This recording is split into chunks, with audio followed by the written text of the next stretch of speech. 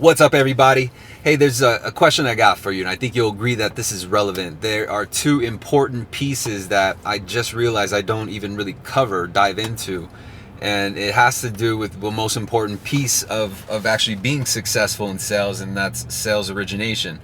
You know, a lot of the content that I've dropped, and I've got now close to 200 videos, has to do with negotiation and sales and marketing and mindset, motivation, and things like that. But you know what happens where you don't necessarily need to actually pitch them. You actually need to know how to originate the sale. You need to start learning how to initiate the actual sales conversation. And there are two real effective ways to do this. There's number one, there's the by way of follow-up, meaning that you talk to, let's say in any given week, you talk to anywhere from 5 to 25 or 5 per day leads, whether it's internet leads, whether it's referrals or what have you, and these stack up, right? So each day you have let's say a lead to 5 leads. Granted, all of them may not sell, or you might sell one, but there's 4 more, right? So what happens to those? In an environment where internet inquiry is such a popular thing, I think it plays a role in any sales environment, is that an inquiry was made and it's getting on your desk because you got to now go turn that into a sold transaction. And sometimes you don't flip them on the first conversation. You'd be surprised on how many sales agents actually don't follow up. And you'd be even more surprised if I told you that the sale, actually most sales happen about the 8th time, that you ask, or the anywhere between the 3rd and 8th call, not on the first call.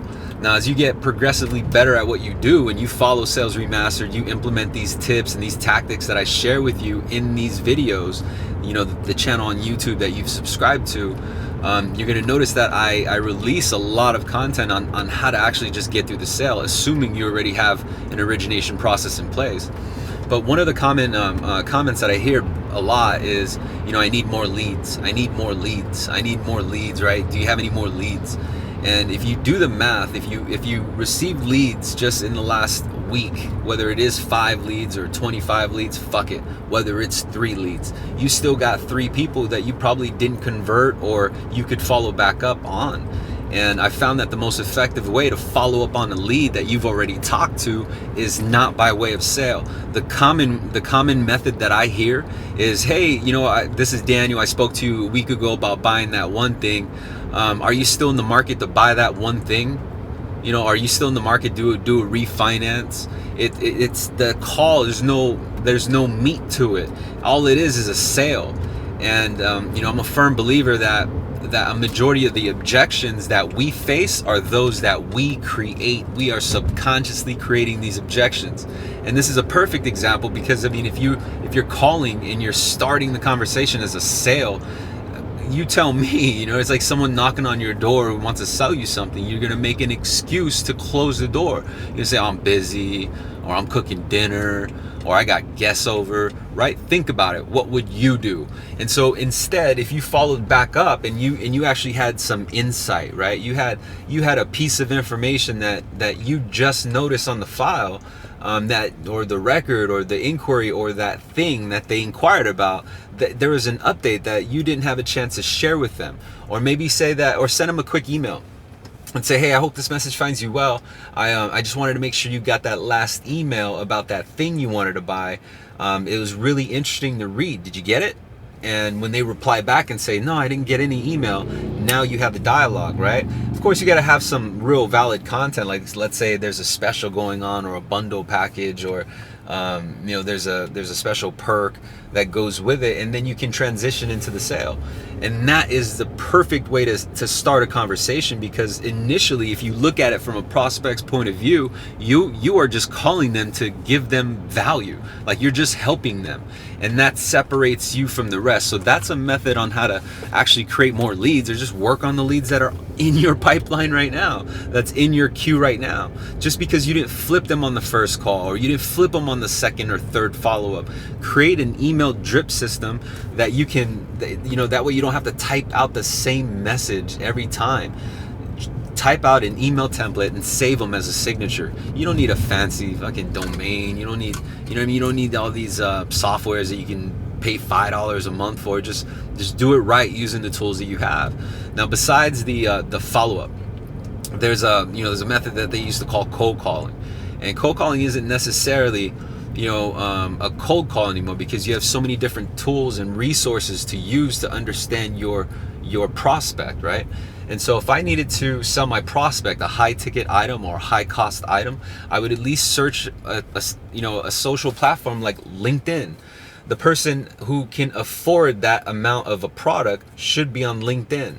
But if you got like some small amount product that you're trying to sell or you're trying to market, then you can completely use social media, because you can reach more of the masses, and you can actually let more of the traffic come your way, so long as you understand how to use social media to its benefit.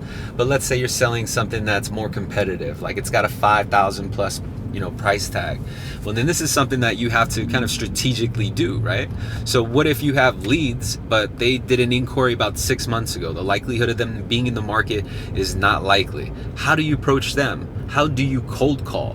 Well, you cold call similar to the way you would follow up, but what you're doing is you're just giving them a courtesy update. Whether you talk to the lead or not, or whether this is a brand new lead that you're just dialing off some lists and you have no idea how you got that information, that of course is to be determined. Watch other video content that I have on here and it'll address each one.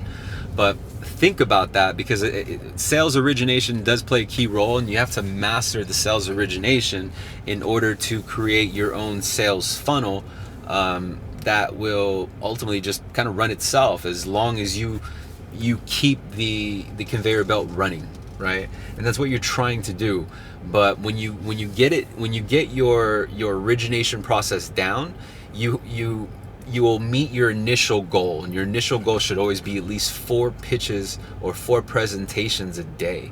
And if you're not at least meeting 4 presentations a day, or you're not finding 4 people to pitch a product to, because you got to consider at a 25% clip rate, you're at 1 deal a day. And whether you need 1 deal a day or not, or whether you do need 1 deal or not a day, the formula and the techniques that I'm going to show you is going to show you how to make 2 of those a day. So 2 sales a day. And I'll go a little bit more in depth as these videos come out. But think about that, guys. Leave a comment. Let me know if you understand this message and if it will help you right now find at least an extra couple deals a week, if not a day. And isn't that an income increase? Isn't that some recognition that you deserve for studying your craft? Yes, sir. All right, I'll see you in the next one.